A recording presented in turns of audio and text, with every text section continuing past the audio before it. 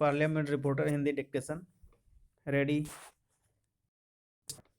Speaker महोदय, यह सदन निस्संदेह हमारी विदेश नीति और विदेशी मामलों के बहुत से पहलुओं में दिलचस्पी रखता है और इस बारे में भी कि भारत पर इसका क्या असर पड़ता है। संभवतः आज जो बहस होने वाली है उनमें इन बहुत सी बातों के बारे में ध्यान खींचा जाएगा। लेकिन महोदय, मैं आपकी अनुमति और इस सदन की सहमति से विदेशी मामलों और विदेश नीति और उनका भारत पर क्या क्या असर पड़ता है और हम इनको किस दृष्टि से देखते हैं, इन चीज़ों के सामान्य पहलुओं के बारे में कुछ कहना चाहूँगा और मुख्य समस्या की छोटी छोटी बातों में नहीं जाऊँगा। इससे भी पहले मैं केवल विदेशी मामलों में ही नहीं बल्कि स्वयं भारत के बारे में कुछ आम बातें कहूँगा। पिछले कुछ दिनों में बजट प्रस्तावों के सिलसिले में बहुत कुछ नुक्ताचीनी की गई और कम या ज़्यादा जोर के साथ सरकार की असफलताएं बताई गई हैं। जहां तक मेरा प्रश्न है, मैं हर तरह की आलोचना का स्वागत करता हूं और मैं इस बात पर विश्वास करता हूं कि अगर यह सदन सिर्फ एक गतिहीन सदन, डब्बू सदन या ऐसा सदन जो हर सरकारी चीज़ की हाँ में हाँ मिलाने वाला सदन हो जाए तो यह मेरे विचार से दुर्भाग्यपूर्ण होगा। हमेशा चौकन्ना ही रहना स्वतंत्रता की कीमत है और इस सदन के हर सदस्य को हर समय जागृत व चौकन्ना रहना चाहिए। हाँ, सरकार को भी चौकस रहना चाहिए, लेकिन जो लोग सत्ताधारी होते हैं उनमें लापरवाह प्रवृत्ति रहती है। इसलिए मैं अपनी तरफ से इस सदन के माननीय सदस्यों का चौकसी का स्वागत करता हूं, जिन्होंने सरकार की हर गलती, असफलता या कमी की तरफ हमारा ध्यान खींचा है।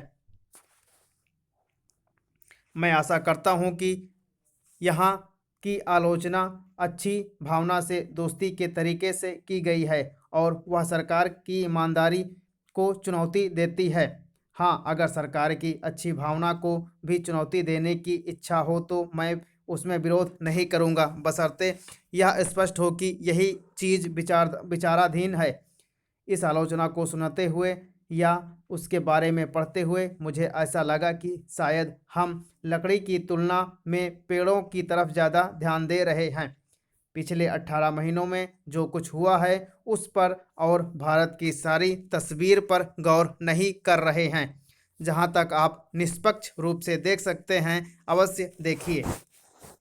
स्पीकर महोदय, मैं सोचता हूं कि अगर आप 1.5 वर्ष पीछे जा सकते हैं और फिर यह देख सकते हैं कि इन 1.5 वर्षों में क्या हुआ तो आपको लगेगा कि भारत बहुत अर्थों में अपनी सब तरह की मुश्किलों और तकलीफ़ों के बावजूद जिनमें से वह गुजरा है वह काफ़ी आगे बढ़ा है। हमारी सरकार और विशेषकर मुझे बहुत बोझ उठाना पड़ रहा है। हमारे सामने आज भी बड़ी कठिनाइयाँ हैं। फिर भी मैं पूरी ईमानदारी से कहता हूं कि मेरे अंदर ना असफलता का भाव है और मैं दूर भविष्य तो नहीं, निकट भविष्य की ओर पूरे विश्वास के साथ देखता हूं और अपने अंदर छुपा हुआ एक ऐसा अनुभव पाता हूं कि मुझे इस भारत के इतिहास के महत्वपूर्ण चरण में हिस्सा लेने का अवसर मिला। क्योंकि मैं आपने मेरे प्रस्तावों का जिक्र किया है, इसलिए मैं एक चीज़ कहना चाहूँगा कि बजट में बहुत सी चीज़ें हुआ करती हैं जिनसे कुछ सदस्यों को शायद खुशी ना होती हो। शायद हम इस बात में या उस बात में कुछ और बेहतर काम कर सकते थे, लेकिन मैं समझता हूँ कि स्वयं बजट हमारी और हमारे राष्ट्र की ताकत की निशानी है। मेरे ख्याल से जिस ध्यान और दूरदर्शिता के साथ हमारे वित्त मंत्री ने यह बजट तैयार किया है उससे आने वाले महीनों और वर्षों में हमें बहुत लाभ मिलेगा। अगर मैं साफ कहूं कि हमने बहुत फूंक फूंक कर कदम रखे हैं, क्योंकि हम में आपने जो बहुत बड़ा भरोसा रखा है उसके बारे में हम जोखिम नहीं उठाना चाहते। बहुत सी चीज़ें हैं जो हमने चाहते हुए भी नहीं की, क्योंकि हम भारत के भविष्य और भारत की वर्तमान को दांव पर नहीं लगा सकते थे। ऐसी चीज़ों में भी जो हमारे ही सिद्धांतों और विचारों के अनुसार अगर कोई जोखिम या खतरा दिखाई दिया तो हम उसमें भी आगे नहीं बढ़े तथा हम सतर्कता के साथ आगे बढ़े हैं। हो सकता है कि अगर हमने ज़्यादा साहस नहीं दिखाया होता तो कुछ काम जल्दी हो जाता, लेकिन मैं व्यक्तिगत तौर से इस नाजुक वक्त में बहुत होशियारी से चलने की नीति पर चलने से पूरी तरह सहमत हूँ। जहाँ तक छोटी मोटी बात के अलावा मैं अपने साथी वित्त मंत्री की प्रशंसा करना चाहता हूँ कि किस साहस और दृष्टि और ऊंची बुद्धिमत्ता के साथ उन्होंने समस्या को सुलझाया है। यह सराहनीय प्रयास है। अध्यक्ष महोदय, मुझे ऐसी संस्था में आकर बहुत प्रसन्नता होती है। भारत सरकार ने 1972 के बाद स्वतंत्रता सेनानियों द्वारा देश के प्रति की गई सेवाओं को याद करते हुए उन्हें जो सम्मान दिए, उनमें एक अस्थायी सनद भी दी गई जिनको ताम्रपत्र कहते हैं। उसके बाद सरकार ने फिर जब कुछ और करना चाहा तो उन्हें पेंशन भी दी जाने लगी। यह पेंशन एक सहायता नहीं बल्कि एक सम्मान है जिससे भारत सरकार भी देती है और अब कुछ प्रांतीय सरकारें भी इसमें अपना योगदान दे रही हैं।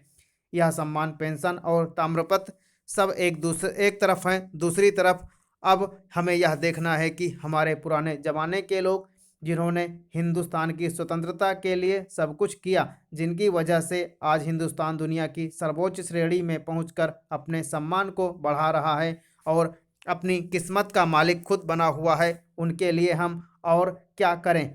इसके साथ साथ एक महत्वपूर्ण बात यह है कि इंसान को राजनीतिक स्वतंत्रता के साथ साथ आर्थिक स्वतंत्रता भी मिलनी बहुत ज़रूरी है और जो अभी तक हम उस आर्थिक स्वतंत्रता को पूर्ण नहीं कर पाए, उसमें आप जैसे अस्मरणीय लोगों का योगदान अब भी हो सकता है।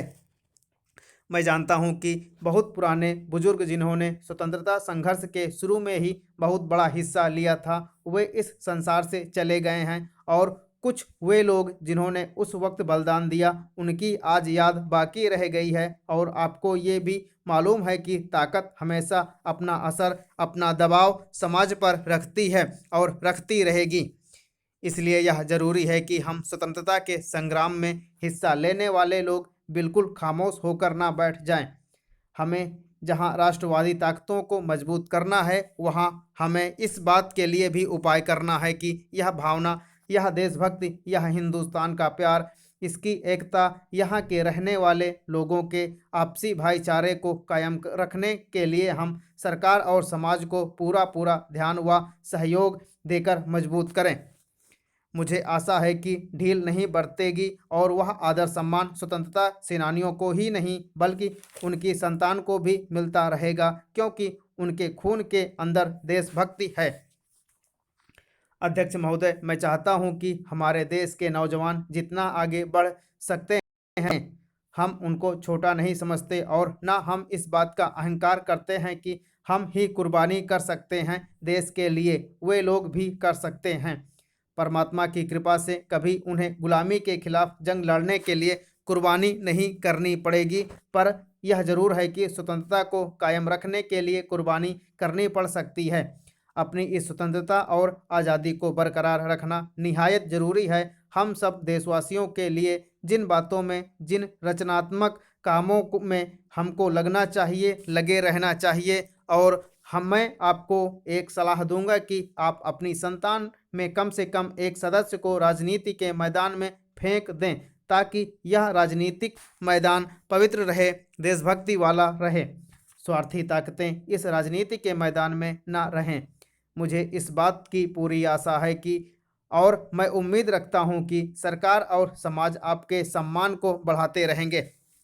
मैं इन शब्दों के साथ आपको प्रणाम करता हुआ यह संदेश देना चाहता हूं कि 15 अगस्त आ रहा है। मैंने सब राज्यपालों को कहा है कि वे अपने अपने राज्य के जितने स्वतंत्रता सेनानी जिंदा हैं उनको दावत देकर 15 अगस्त को राजभवन में बुलाएं और उन्हें आदर सम्मान का स्थान दें। इस एक दिन के सम्मान से कोई बहुत बड़ी बात नहीं होगी, लेकिन समाज व आने वाली पीढ़ियों को पता चलेगा कि यह वे लोग हैं जिन्होंने हमें स्वतंत्रता लेकर दी थी, हमको अपनी किस्मत का मालिक खुद बना गए। इसी तरह राष्ट्रपति भवन में भी दिल्ली के रहने वाले सभी स्वतंत्रता सेनानियों को दावत दी जाएगी, ताकि वे हमें राष्ट्रपति भवन में होने वाले इस स्वागत समारोह में दर्शन दे सकें, जिसमें हमारी प्रधानमंत्री, मंत्रीगण, सब वीआईपी और दुनिया के भर के डिप्लोमेट भी शामिल होते हैं। मुझे आशा है कि जिन लोगों ने इस काम को अपने हाथ में लिया है वे भी आगे इस काम को कुशलता से निभाते चले जाएंगे। जिन स्वतंत्रता सेनानियों को परमात्मा ने लंबी उम्र दी है और वे अभी हमारे बीच हैं, मैं उनको बूढ़ा नहीं समझता। मैं समझता हूँ कि उनका दिल जवान है, उनमें हिम्मत है, दिलेरी है, इसलिए वे आज भी सम्माननीय हैं।